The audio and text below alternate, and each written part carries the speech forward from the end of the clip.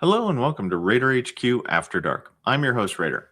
And last night I was on H Town Vet's podcast, and I'll put a link to his channel in the description on this video.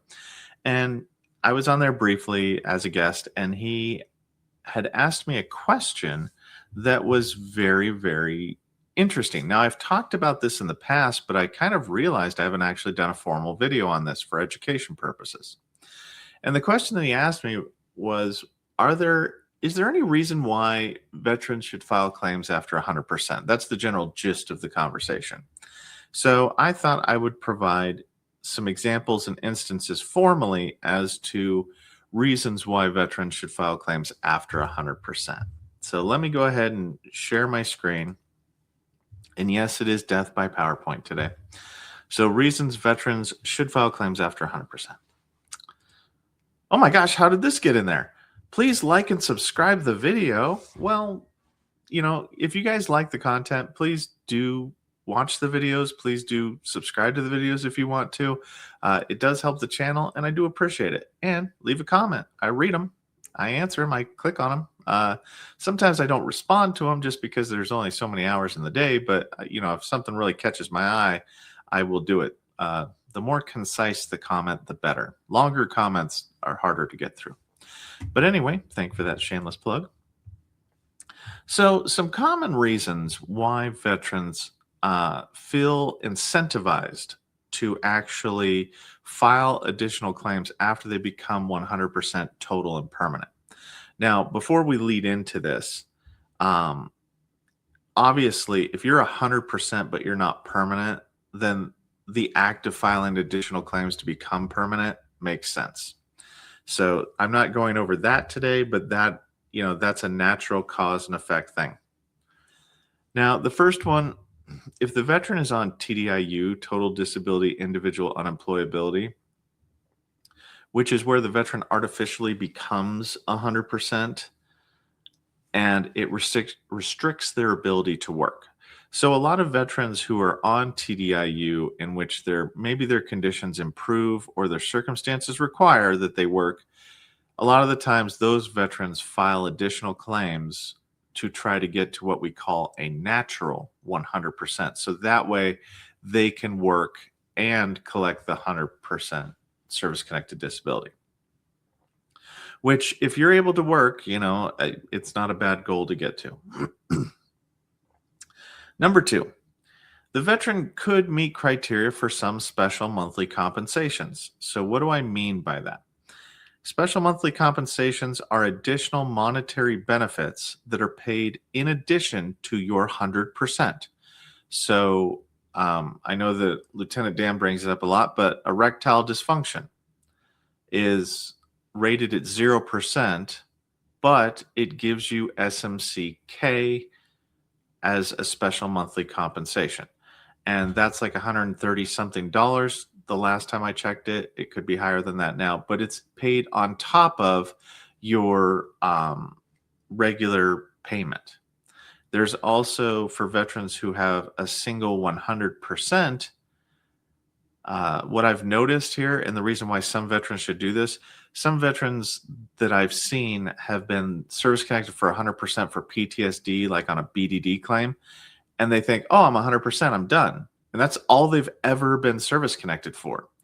But if they were to file additional claims for other things, and those other things become like 60% when combined together, that veteran would get special monthly compensation S1, which is statutory housebound.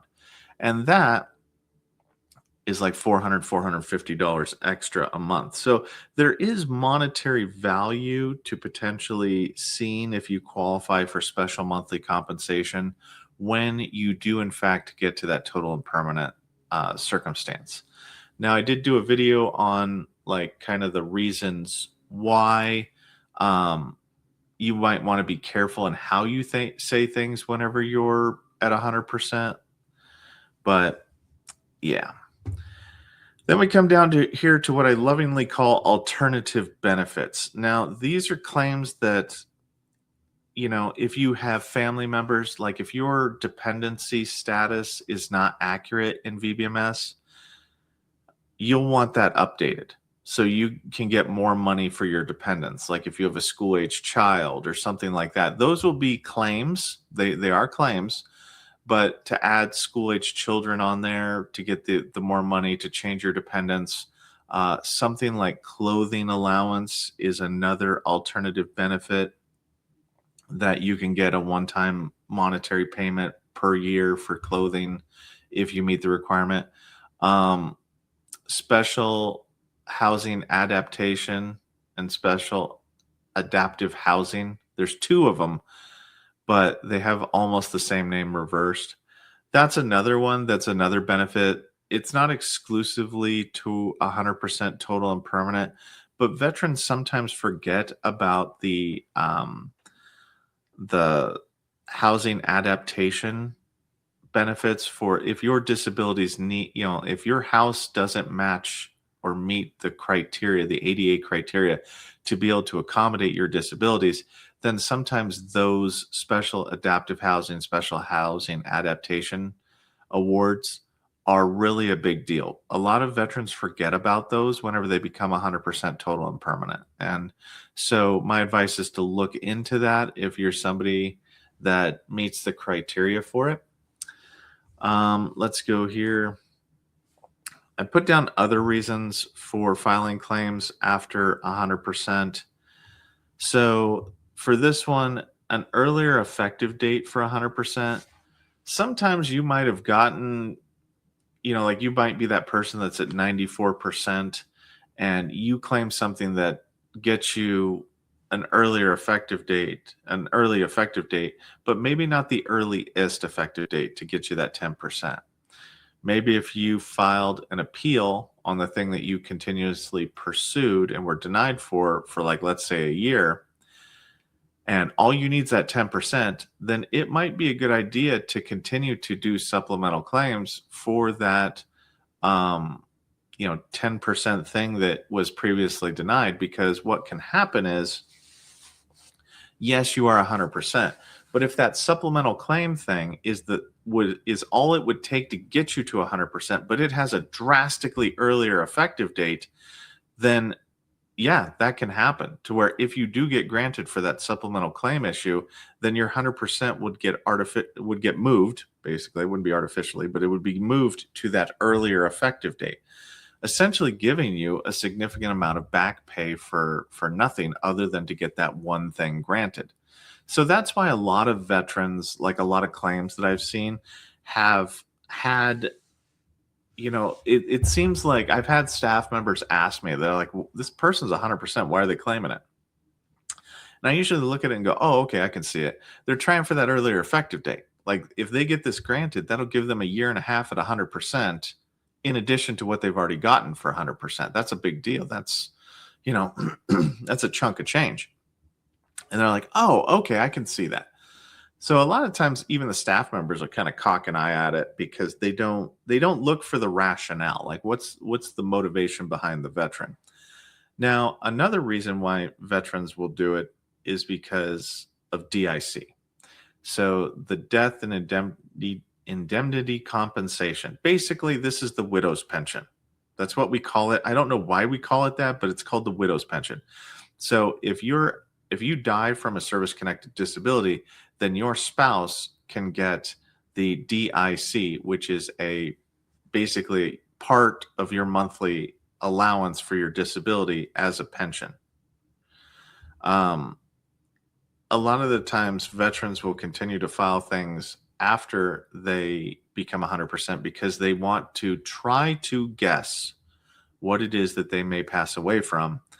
And if there's a high likelihood that they could pass away from this condition, and if they get it service connected, then if they pass away from it, then their spouse is taken care of, their family is taken care of to some degree.